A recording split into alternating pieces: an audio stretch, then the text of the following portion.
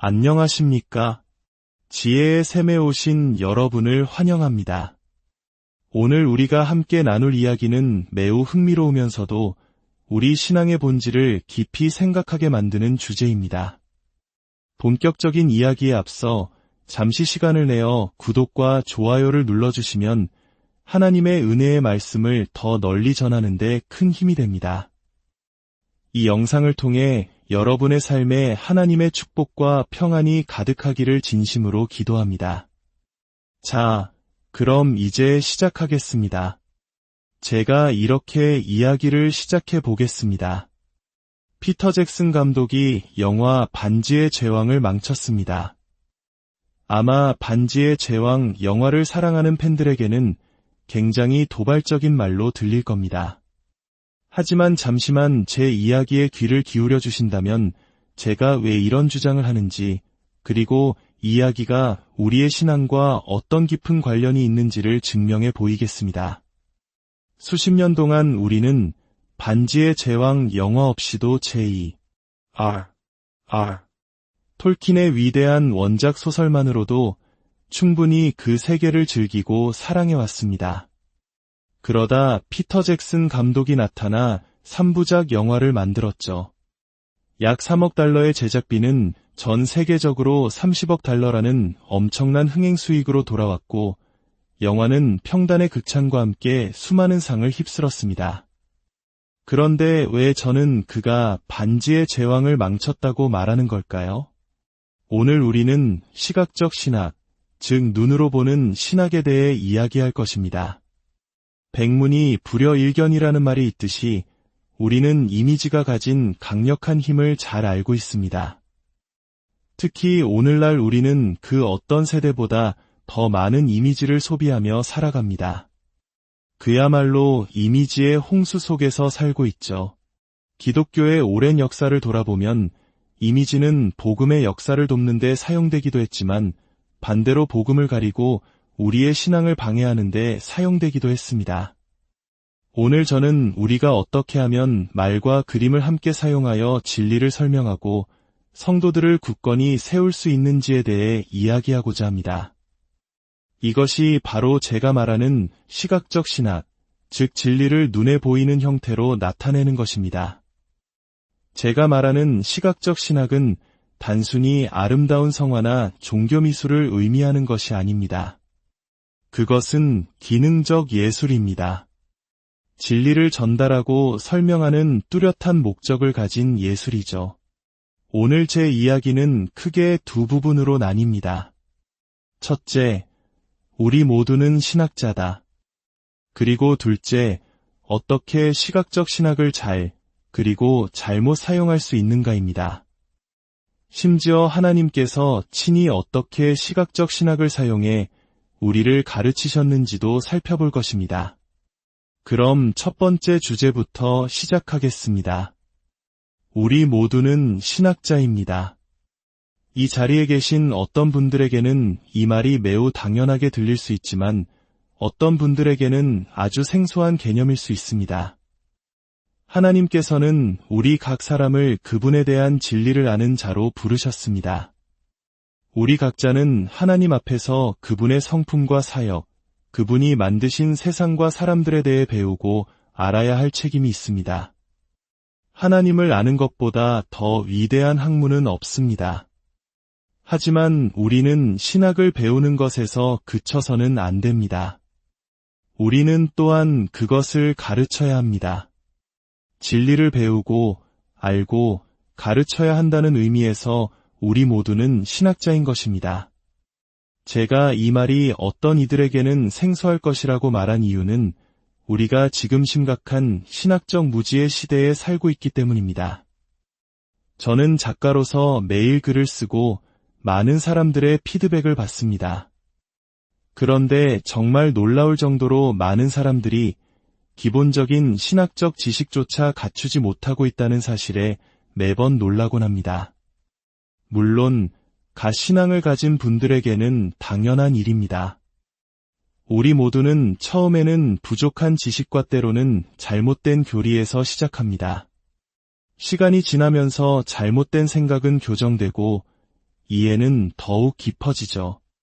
갓 믿기 시작한 성도가 삼위일체 교리를 완벽하게 설명할 수는 없는 노릇입니다.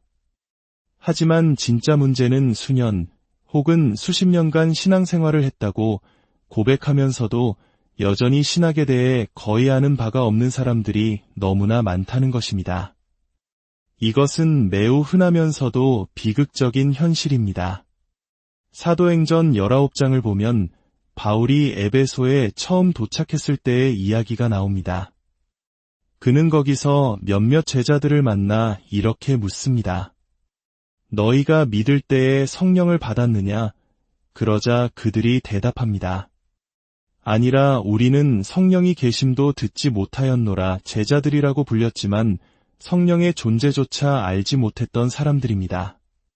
아마도 오순절 이전에 예수를 믿었거나 혹은 세례 요한의 제자였을 수도 있겠죠. 중요한 것은 그들이 무지했다는 사실입니다. 아무도 그들에게 성령에 대해 가르쳐주지 않았던 것입니다. 저는 오늘날 예수 그리스도를 믿는다고 고백하는 수많은 사람들에게 당신이 믿는 신학에 대해 말해보세요 라고 묻는다면 아마 많은 이들이 신학이라는 것이 있다는 말조차 들어본 적이 없습니다. 라고 대답할 것이라 생각합니다. 많은 교회에서 우리는 기독교는 종교가 아니라 관계입니다. 라고 말합니다. 물론 맞는 말입니다. 우리가 그리스도를 믿을 때 하나님의 가족으로 입양되고 성부, 성자, 성령 하나님과 살아있는 관계를 맺게 되는 것은 정말 기쁘고 놀라운 일입니다. 하지만 기독교 신앙은 동시에 실체적이고 체계적이며 일관성 있는 진리의 체계이기도 합니다. 너무나 많은 사람들이 이 사실을 배우지 못했습니다. 그들은 신학은 위험하다거나 교리는 분열을 일으킨다 는 식의 말을 들었을지도 모릅니다. 그러나 당신은 이제 신학이라는 거대한 흐름에 들어왔으며 그것을 배우고 믿고 다른 이들에게 가르칠 책임이 있습니다. 라는 말을 들은 사람은 거의 없습니다. 그 결과는 무엇일까요? 신학적 기반이 없으면 사람들은 너무나 쉽게 길을 잃습니다. 예를 들어 어떤 베스트셀러 작가가 책에서 이것은 예수님이 내게 직접 속삭여주신 메시지입니다. 라고 주장합니다. 신학적 분별력이 없는 수많은 사람들은 여기서 아무런 문제도 느끼지 못합니다. 오히려 감동을 받죠. 하지만 성경에 기반한 신학적 확신이 있는 사람에게는 즉시 경고등이 켜집니다. 또 다른 예로 어떤 유명한 책이 삼위일체를 설명하면서 성부, 성자, 성령께서 함께 십자가에서 죽으셨다고 말합니다. 삼위일체에 대한 실질적인 지식이 없는 사람들에게는 이 말이 잘못된 가르침이나 명백한 이단으로 들리지 않습니다. 이 두 책이 합쳐서 수천만 부가 팔렸습니다. 이처럼 신학적 기반이 없으면 사람들을 진리에서 멀어지게 하고 잘못된 길로 이끄는 것은 너무나 쉬운 일이 됩니다. 그렇기에 우리는 진리를 배우고 붙잡고 가르칠 책임이 있습니다. 신학과 교리는 존재하며 우리는 그것을 배워야만 합니다. 특히 우리 개혁주의 신앙의 전통은 신학을 매우 중요하게 여기고 그것을 배우고 가르치는 것을 소중한 가치로 여깁니다. 교리문답, 신앙고백서, 조직신학 등은 바로 그 증거입니다. 하나님의 말씀인 성경은 교훈과 책망과 바르게 함과 유로 교육하기에 유익합니다. 즉, 신학을 위해 주어진 것입니다. 하나님의 말씀은 우리의 머리를 채우고 가슴을 뜨겁게 하며 손길을 인도합니다. 자, 그렇다면 우리는 어떻게 신학을 배우고 가르칠까요? 대부분의 노력은 말을 통해 이루어집니다. 우리는 설교를 통해, 성경 공부를 통해, 교리문답 교육을 통해 진리를 설명하고 가르칩니다. 이것은 매우 중요하고 좋은 방법입니다. 하지만 점점 더 시각화되는 사회 속에서 우리는 진리를 시각적으로 표현할 엄청난 기회를 놓치고 있는지도 모릅니다. 교회 밖 세상에서는 이미 수많은 시각적 교육이 이루어지고 있습니다. 유튜브에는 복잡한 지식을 흥미로운 영상으로 설명하는 채널이 넘쳐나고 인포그래픽은 방대한 정보를 한눈에 보여줍니다. 하지만 우리 기독교인들은 이 분야에서 많이 뒤처져 있습니다. 저는 특별히 젊은 세대에게 도전하고 싶습니다. 먼저 하나님이 누구신지 신학을 배우고 그 다음에는 이 새로운 시각적 도구들을 배워 여러분의 신학을 눈에 보이는 형태로 표현해 보십시오. 이제 두 번째 주제로 넘어가 보겠습니다. 만약 누군가 여러분에게 이런 과제를 주었다고 상상해 보십시오. 말로 설명하지 않고 오직 공간 그 자체로 하나님에 대한 진리를 전달하는 예배 장소를 만들어 보시오. 사람들이 그곳에 들어와 보는 것만으로 하나님에 대한 진리를 깨달을 수 있어야 합니다. 이것이 바로 구약의 성막입니다. 하나님께서는 바로 그런 장소를 직접 설계하셨습니다. 하나님의 백성들이 그곳에 들어가고 그 안에 기물들과 상호작용하고 그곳에서 일어나는 일들을 보면서 그 모든 것들이 자신을 넘어서는 더 깊은 의미를 전달하도록 하셨습니다. 성막의 모든 요소는 기능적이면서 동시에 심오한 신학적 의미를 담고 있었습니다. 상상력을 발휘해 봅시다. 여러분이 고대 이스라엘 백성이 되어 성막으로 나아간다고 생각해 보십시오. 성막은 항상 진영의 가장 중앙에 위치했습니다. 이것은 모든 사람이 쉽게 접근할 수 있다는 기능적인 이유도 있었겠지만 그보다 더 깊은 의미가 있었습니다. 바로 하나님께서 자기 백성 가운데 거하신다는 진리입니다. 성막에 가까이 다가가면 사방이 휘장으로 둘러싸여 벽을 이루고 있는 것을 보게 됩니다. 이를 통해 우리는 하나님이 우리 가운데 계시지만 함부로 그분께 나아갈 수는 없다는 것을 배웁니다. 그분께 나아가는 길은 제한되어 있습니다. 하나뿐인 입구를 통해 안으로 들어가면 저 멀리 텐트, 즉 성소가 보입니다.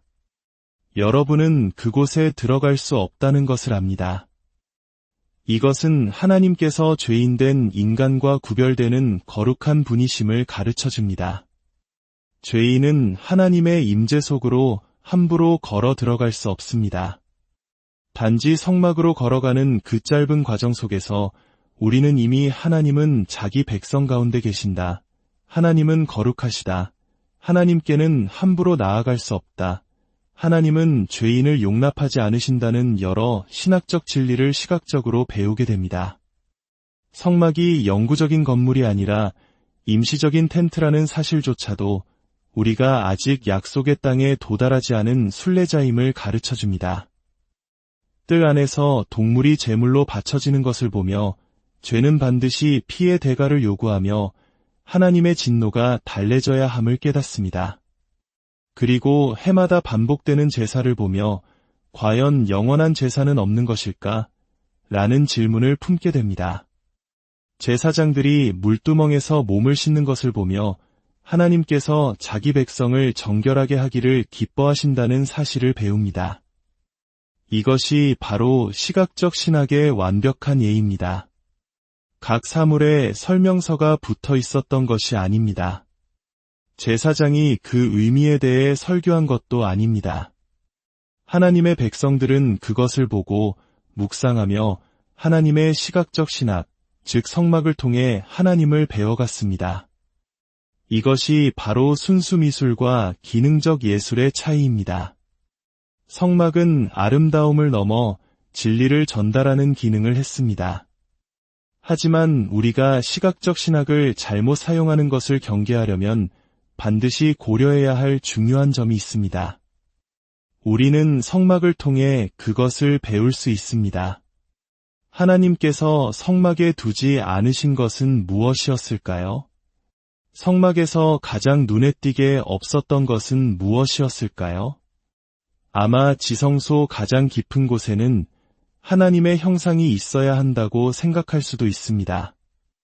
하지만 그곳에는 하나님의 조각상 같은 것은 없었습니다. 아름다운 예술품으로 가득한 성막 전체에 하나님을 직접적으로 묘사한 형상은 단 하나도 없었습니다. 보이지 않는 하나님은 결코 보이는 형태로 나타나지 않으셨습니다. 하나님께서는 성막에 대한 지침을 주실 무렵 10계명의 두 번째 계명을 통해 분명히 말씀하셨습니다. 너를 위하여 새긴 우상을 만들지 말고 또 위로 하늘에 있는 것이나 아래로 땅에 있는 것이나 땅 아래 물속에 있는 것에 어떤 형상도 만들지 말며 그것들에게 절하지 말며 그것들을 섬기지 말라. 하나님의 예배 장소는 생생한 이미지로 가득했지만 그 어떤 것도 하나님 자신의 형상은 아니었습니다. 지성소 안에는 오직 언약궤라는 상자 하나만 있었습니다. 그리고 그 위에는 두 그룹, 즉 천사가 날개를 펴고 있었습니다. 그리고 하나님은 바로 그 텅 빈 공간, 두 그룹 사이에 임재하셨습니다. 하나님은 자기 백성 가운데 계시지만 결코 형상으로 존재하지 않으셨습니다. 왜 하나님께서는 보이는 형상으로 나타나기를 원치 않으셨을까요? 이제 반지의 제왕 이야기로 돌아가 보겠습니다. 저는 그 책을 정말 사랑합니다. 어릴 적 이사를 가서 외로웠던 한해 톨킨의 이야기는 제 친구가 되어주었습니다. 책을 읽고 또 읽었습니다. 여러분도 그런 경험이 있으시다면 책을 읽을 때 마음속으로 등장인물의 이미지를 만들어간다는 것을 아실 겁니다. 아라곤은 어떤 모습일까?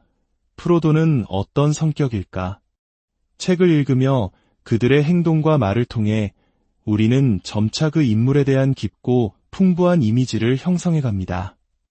그러다 영화가 나왔습니다. 거대한 스크린에 비고 모텐슨이라는 배우의 얼굴을 한 아라곤이 등장했습니다. 일라이저 우드가 연기하는 프로도가 나타났습니다. 그리고 이제 제가 다시 책을 읽으면 제 머릿속에는 그 배우들의 얼굴이 떠오릅니다. 영화의 강렬한 시각적 이미지가 제가 책을 통해 수년간 쌓아왔던 저만의 아라곤 이미지를 지워버린 것입니다. 저는 제가 상상했던 아라곤이 더 정확했을지도 모른다고 생각합니다. 왜냐하면 피터 잭슨 감독은 영화를 만들면서 원작을 바꿔야 했기 때문입니다. 그는 단어의 세계를 영상의 세계로 변환하면서 편집상의 결정을 내려야 했습니다. 영화적 재미를 위해 인물의 성격을 바꾸고 대사를 수정해야 했습니다. 이제 제 머릿속의 아라곤은 책 속의 인물인지 영화 속의 인물인지 혼란스럽습니다. 왜 하나님께서는 보이는 형상으로 표현되기를 원치 않으셨을까요? 하나님에 대한 그 어떤 이미지도 결국 거짓말을 할 수밖에 없기 때문입니다. 어떤 이미지는 하나님의 진리의 일부를 나타낼 수는 있겠지만 동시에 다른 부분은 왜곡할 수밖에 없습니다. 진리만을 말하는 하나님의 이미지는 존재할 수 없습니다. 왜냐하면 하나님은 이미지를 초월하는 분이시기 때문입니다. 하나님은 너무나 다르시고 너무나 위대하시기 때문에 어떤 이미지가 그분의 아주 작은 부분을 포착한다 해도 나머지 대부분에 대해서는 거짓말을 하게 됩니다. 성부, 성자, 성령 하나님을 각각 다른 인간 배우가 연기하는 영화를 생각해 봅시다. 그 영화를 보면서 세 명의 다른 인물이 있으니 성부, 성자, 성령이 세 인격체라는 것을 잘 보여주는구나 라고 생각할 수 있습니다. 그것은 우리가 믿는 진리입니다. 하지만 우리는 동시에 하나님이 한 분이심을 믿습니다. 어떻게 세 명의 다른 배우로 세 인격이면서 동시에 한 분이신 하나님을 표현할 수 있겠습니까? 불가능합니다. 그 영화는 진리의 일부를 보여주는 듯하지만 동시에 더 중요하고 본질적인 진리에 대해서는 거짓말을 하고 있는 것입니다. 하나님의 무한하심, 보이지 않으심, 초월성, 편재하심을 모두 부정하게 됩니다. 결국 우리는 하나님을 더 작게 만들고 그분을 축소시키며 그분을 우리와 비슷한 존재로 격화시키는 것입니다. 따라서 시각적 신학을 잘 사용한다는 것은 이미지의 한계를 아는 것입니다. 우리는 성찬과 세례라는 놀라운 이미지를 하나님께 받았습니다. 이 시각적 예식들은 진리를 말해주지만 하나님 자신을 직접 묘사하지는 않습니다. 우리는 하나님의 세계, 그분이 만드신 것들, 그분이 선포하신 진리에 대해 시각화할 때 시각적 신학을 잘 사용하는 것입니다. 그러나 우리의 이미지가 거짓말을 시작할 때, 즉 오직 우리의 마음과 생각 속에서만 진정으로 알 수 있는 하나님 자신을 묘사하려고 시도할 때 우리는 그것을 잘못 사용하게 되는 것입니다. 결론을 맺겠습니다. 우리는 시각적인 시대에 살고 있습니다. 그 어느 때보다 더 많은 시각적 도구를 마음껏 사용할 수 있습니다. 이미지의 아름다운 점 중 하나는 언어를 초월한다는 것입니다. 전 세계의 기독교인들이 함께 사용하고 나눌 수 있습니다. 우리 앞에는 엄청난 기회가 놓여 있습니다. 그러므로 먼저 우리 모두가 진리를 소중히 여기고 알고 굳게 붙드는 신학자가 됩시다. 그리고 우리의 젊은 세대들이 이 놀라운 시각적 도구들을 배우고 익히도록 격려합시다. 그들에게 도전합시다. 우리 하나님과 그분의 사역, 그분의 방식에 대한 진리를 가르치기 위해 이 기능적 예술을 창조하고 사용하라는 도전을 주어야 합니다. 말씀을 통해 하나님을 더 깊이 알아가고 우리에게 주신 재능으로 그분의 진리를 세상에 아름답게 드러내는 저와 여러분이 되기를 소망합니다. 여러분의 삶에 주님의 평안과 지혜가 늘 함께 하시기를 축복합니다.